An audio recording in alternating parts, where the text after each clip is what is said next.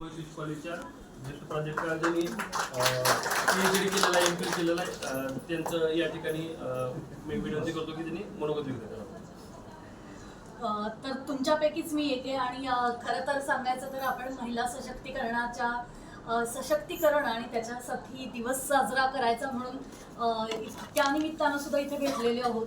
तर आज असं म्हटलं जातं की महिलांना खरंच सशक्तीकरणाची गरज आहे का, की सगळ्याच क्षेत्रामध्ये महिला दिसत आहेत. मग महिला सशक्तीकरण हे वेगळ्या अर्थानं काय व्हायला पाहिजे किंवा काय अपेक्षित आहे, तर खरं तर ते असलेल्या साधनांना आणि संधींना असलेली आपल्या किंवा साधनांना आणि संधींना ॲक्सेस किंवा मग त्याच्यासाठी असलेल्या सर्व महिलांना साधन म्हणजे आपण त्याला 3 ह्याच्यात त्याची विभागणी करू शकतो की एक तर शिक्षण, दुसरं म्हणजे निधी म्हणजे पैसा असला पाहिजे, ते एक तर शिक्षण असलं पाहिजे, आणि दुसरं म्हणजे स्वतःचा डिसिजन घेण्याची किंवा स्वतःचा निर्णय घेण्याची कपॅसिटी असलं पाहिजे, तरच मग महिला सशक्तीकरण हे आपण म्हणू शकतो.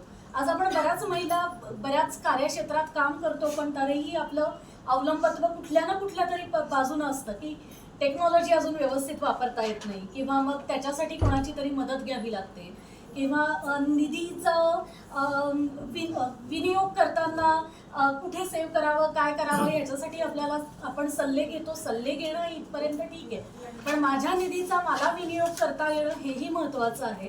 आणि ह्याच्यासाठी महिलांनी पुढे येणं हे खूप गरजेचं आहे. संस्था इतकं उल्लेखनीय काम करते आणि महिलांसाठी काम करते आणि ह्याच्यात महिलांबरोबर पुरुषांचाही सहभाग आहे हे बघून मला या संस्थेचं अभिनंदन करावंसं वाटतं की एवढं उल्लेखनीय काम संस्था करते.